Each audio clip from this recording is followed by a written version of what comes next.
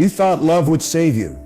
You thought if you just loved hard enough, gave enough, sacrificed enough, they'd stay, they'd see your worth, they'd never leave.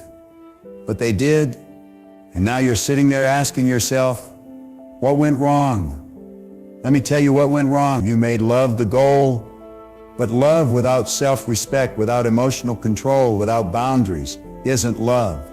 It's attachment. It's addiction. It's self-abandonment, dressed up as devotion. You gave them your peace. You gave them your power. You handed your emotions to someone else and said, here, you decide how I feel today. And when they left, they took all of you with them. That's not love. That's self-destruction. You can't build your identity in someone else's hands. You can't create a future on emotional quicksand. You can't chase stability from people who are unstable themselves. So hear me now. Love isn't enough. Not if it costs you your center. Not if it robs you of clarity. Not if it demands that you lose yourself just to keep someone else. The truth is this: if you don't learn to control your emotions, they will control you. They'll ruin your focus. They'll wreck your vision. They'll keep you begging for breadcrumbs instead of building a life worth living. It's time to stop making emotional chaos your comfort zone. It's time to stop mistaking intensity for intimacy. It's time to stop confusing pain with purpose. Real power is staying grounded when everything in you wants to break. Real love begins the moment you stop needing it from someone else. Nobody ever taught you how to control your emotions. They told you to express yourself. They told you to be vulnerable. They told you that feeling deeply makes you human. And yes, feeling is human. But being ruled by those feelings, that's a prison. We're living in a world where people confuse emotional outbursts with authenticity, where overreacting is seen as passion, where being addicted to someone is mistaken for real love. But let me tell you something most people will never say. Emotional discipline is the ultimate flex. It's the most underrated skill in life, love and leadership. Because when you control your emotions, you control your reality. You don't react to disrespect. You remove access. You don't cry over rejection. You refocus. You don't spiral when they ghost you. You keep building. That kind of control doesn't make you cold. It makes you centered. Because when you stop over-explaining, over-giving, over-apologizing, you reclaim the energy you've been wasting on people who never deserved it. The emotionally weak try to fight, beg, or fix people. The emotionally strong they build focus. They build wealth. They build peace. They build legacy. Think about how much of your life has been spent reacting, hurting, obsessing, questioning yourself because of someone else's inconsistency. You were loyal to potential, addicted to chaos, hooked on what-ifs. Now imagine taking all that energy and reinvesting it into yourself. What would your body look like? Your business, your bank account, your inner peace? Emotional control isn't about suppressing how you feel.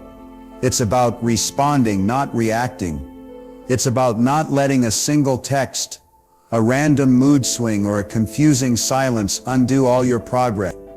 This world rewards clarity, rewards restraint, rewards those who choose peace over performance.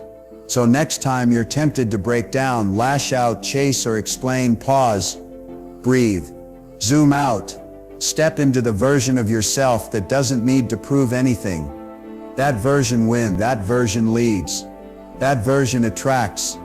Because emotional control isn't about being emotionless.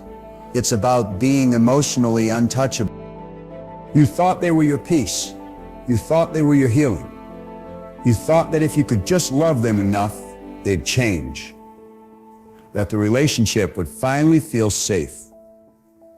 That the storms would pass and the sunshine would stay. But here's the brutal truth. What you felt wasn't love, it was attachment. And what you were chasing wasn't connection, it was safety, comfort, validation. You weren't falling in love. You were falling into patterns. Patterns born from your childhood, from your unhealed wounds, from your unmet needs. And they felt familiar, so you called them love. Let's be honest. How many times did you mistake intensity for chemistry? How many times did you confuse anxiety with excitement? How many times did your nervous system scream, "This is dangerous," and you told yourself, "This must be love"? You weren't in love, you were addicted. Addicted to their presence, addicted to the chase, addicted to the dopamine hit of temporary affection followed by emotional starvation. And that addiction was costing you everything. Your peace, your focus, your potential, your purpose, because love isn't meant to drain you. It isn't meant to feel like a roller coaster. It isn't meant to keep you wondering where you stand. Real love is calm. Real love is consistent. Real love isn't loud, it's stable. But to receive that kind of love, you need to become the kind of person who's not addicted to emotional chaos. You need to become someone who can sit with stillness, who can feel discomfort without reacting, who can exist in solitude without needing validation to survive. You've spent so long outsourcing your worth, thinking love will heal you. But healing doesn't come from being loved. Healing comes from loving yourself so fiercely that you stop accepting anything less. When you stop equating love with rescue, you stop waiting to be saved. You stop handing your heart to people who don't know how to hold it. You stop abandoning yourself for the chance that maybe, just maybe, someone will finally choose you. You don't need to be chosen. You need to choose you. Because the moment you do, the world shifts. Your standards rise, your boundaries strengthen, your energy clears, and you stop attracting people who mirror your wounds and start drawing in people who mirror your growth. But it starts by breaking the lie that love is something you have to earn by sacrificing who you are. You were never too much. You were just loving in places that were too little. From now on, no more begging, no more chasing, no more settling for almost. You are not here to fix people. You are here to build yourself. You are not a rehab center for emotionally unavailable people. You are the center of your own life. So let's burn the old narrative. Let's break the addiction. Let's rewrite the story. Love is beautiful, but it is not your savior. Detachment is not cold. Detachment is not bitterness. Detachment is not a lack of care. It's the opposite. Detachment is self-respect in motion. Detachment is presence without obsession. Detachment is love without possession. Most people live their entire lives confusing attachment for love, drama for passion, and obsession for loyalty. But attachment comes from fear, fear of being alone, fear of being abandoned, fear of not being good enough. And fear will never allow love to breathe. To detach is to finally breathe again. When you detach, you stop controlling outcomes. You stop trying to fix people who were never your responsibility. You stop begging for closure from people who were never open in the first place. You give yourself the one thing you've been starving for: peace. Detachment is the act of pulling your power back. It's not the absence of emotion, it's the absence of desperation. You're not walking away because you don't care. You're walking away because you finally do. You finally care enough about yourself to stop tolerating being misunderstood, breadcrumbed, ghosted, manipulated, or used. You finally see the truth. No one can complete you. No one can fill your voids. No one can save you from yourself. And when you see that clearly, you stop clinging. You stop chasing. You stop breaking your own heart, hoping they'll suddenly show up differently. Let's be real, if they wanted to change, they would have. If they valued your presence, they would have prioritized you. If they truly loved you, they would have made it clear. It was never about your worth. It was about your willingness to settle for potential. It was about the version of you that still believed love meant sacrifice. But that version of you is gone. Because detachment is rebirth. It's the shift from emotional addiction to emotional clarity. It's the step between breakdown and breakthrough. And in that space you become dangerous. Dangerous to every pattern that once controlled you. Dangerous to every person who thought you'd never walk away. Dangerous to the old identity that used to beg to overextend, to explain. From this moment on, you don't explain your standards. You don't justify your boundaries. You don't apologize for outgrowing anything that no longer feeds your soul. You become the version of you that doesn't just speak self-worth. You live it in your posture, in your peace, in your silence. Because the healed version of you doesn't chase. They attract, they radiate, they move with intention, and most importantly, they release with grace. So breathe deep, cut the cord. Let the pain be processed, but not permanent. Let the lesson be loud, but the suffering be short. Because what's meant for you will never need to be begged for. And what leaves your life wasn't meant to stay in your next chapter. Detachment is not giving up. It's growing up. It's no longer putting your worth on the line, hoping someone else will confirm it. You were never hard to love. You were just trying to prove it to the wrong person. Now it's time to prove it to yourself. Healing is not a moment. It's not a single day when everything finally makes sense. It's a process, a brutal, beautiful, silent journey back to yourself. It starts when you finally stop looking outward for the solution to your pain. When you stop blaming them. When you stop reliving the arguments. When you stop waiting for an apology that's never coming. You realize healing has nothing to do with them. It never did. Healing is when you look at your own reflection and say, I'm done bleeding over what broke me. In that moment, that's when your real life begins. But healing is not easy. It requires you to sit with pain instead of avoiding it. It demands that you walk away from people who once felt like home. It means facing the memories you buried and the patterns you denied. It means crying not because you want them back, but because you finally realize how long you ignored yourself trying to keep them. True healing is not linear. Some days you'll feel powerful, others you'll feel raw and exposed, but every day you choose not to call them. Every time you resist checking their page, every time you breathe through the urge to break your silence, you win. Because every act of self-control is an act of self-love. Healing is when you no longer need closure, because peace became your own decision. Healing is when you stop romanticizing the past, because your future finally excites you. It's when silence becomes sacred, when boundaries become non-negotiable, when solitude feels like home instead of punishment. You stop chasing validation. You stop over-explaining your pain. You stop trying to convince someone of your worth, because you know your worth now, and no one gets to touch it without earning it. Healing is messy, it's lonely, it's not always inspiring, but it's worth it because you stop living in reaction to pain. You start creating from power. You begin eating better not to get revenge but to honor your body. You start waking up earlier not to impress anyone but because your goals matter again. You start smiling again not because they came back but because you never needed them to feel whole. You start moving different, talking different, thinking different. You become unrecognizable not to yourself but to the version of you who tolerated less, who settled, who begged, who cried behind closed doors trying to fix what wasn't yours to fix. And when the old triggers show up, you'll feel them. You'll notice them, but you won't collapse. You won't react, because you've outgrown the part of you that needed external chaos to feel alive. Now you build your life from peace, not pain. You respond instead of react.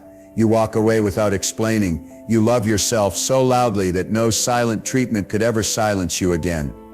Healing isn't just about letting go of them, it's about returning home to you, to your mind, to your voice, to your light. And once you taste that peace, you'll never chase chaos again. Most people don't need closure. They need clarity. Not from them, from themselves. Clarity about what they truly deserve. Clarity about what they truly want. Clarity about what love really is and what it is not. Because here's the truth that nobody wants to admit. You don't keep going back because you love them. You keep going back because you haven't redefined love yet. You still believe love is proving yourself. You still believe love is pain you're supposed to endure. You still believe love is convincing someone to choose you. But that's not love. That's trauma bonding. That's scarcity. That's programming. Love isn't supposed to feel like you're drowning. It's supposed to feel like you're being held, seen, respected, grounded. So let's redefine it. Let's raise the standard. From now on, love means emotional safety, consistency, mutual effort, peaceful communication, deep respect. Love means choosing you even when it's inconvenient. It means being there, not just when it's easy, but when it's messy. Love means never having to abandon yourself to keep it alive. Because if it costs your peace, it's too expensive. If it confuses you more than it grounds you, it's too unstable. And if it makes you feel like you're too much, then it's too little. It's time to stop normalizing dysfunction. Just because you grew up around broken love doesn't mean you need to keep recreating it. You are allowed to want more. You are allowed to say no. You are allowed to stop explaining why your heart deserves to be treated with care. Some people will say you've changed. Let them. Because evolving means outgrowing. And sometimes growth looks like letting go with grace. Stop confusing loyalty with self-sacrifice. Stop trying to fix people who refuse to fix themselves. Stop calling it love when it's actually self-betrayal. From now on, your love will come with boundaries. Your affection will come with standards. Your presence will be earned, not taken for granted. And the next time someone walks into your life, they'll meet a version of you who is whole, who doesn't need them, but chooses them, who doesn't settle but invites them to ride. Because you've done the work. You've felt the pain, you've healed the wounds, and now, you don't just love, you lead. You inspire, you show others how it's supposed to feel. So don't be afraid to raise the bar. The right ones won't fear it. They'll be drawn to it. You didn't go through all this pain to love the same way again. You're not here to repeat cycles. You're here to break them. You've spent enough time chasing people, chasing apologies, chasing love, chasing validation. You've twisted yourself into emotional knots trying to be enough. You've bent, broken, and burned out in relationships that only drained you. And what did it give you? A few sweet moments followed by confusion. False hope dressed up as love. Silence that felt louder than screaming. But not anymore. Because the new you doesn't chase. The new you attracts. You attract peace. Because you are peace. You attract clarity because your boundaries are clear. You attract depth because you've gone deep with yourself first. The new you doesn't beg to be chosen. You choose yourself daily. You speak to yourself with love. You validate your own worth. You don't break your back for someone who won't even meet you halfway. You don't beg for connection. You embody it. You don't sell yourself short to feel temporarily needed. This is the era of aligned energy, where effort meets effort, where presence is mutual, where your heart isn't a playground for indecision. You're not asking for too much. You are just asking the wrong people. People who didn't have the capacity to love at the level you now require. That's not your fault, but it is your responsibility to rise. You don't chase anymore, because you finally believe in your own value. You finally understand that being alone in your peace is better than being surrounded in your pain. The version of you who chased, they were in survival. They were in confusion. They were still trying to be enough for someone who never was. But the new you, you're focused, you're healing, you're aligned. And alignment doesn't chase. It attracts. You attract what you're ready for, what you're vibrating at, what you hold space for. And that space, it's no longer filled with desperation.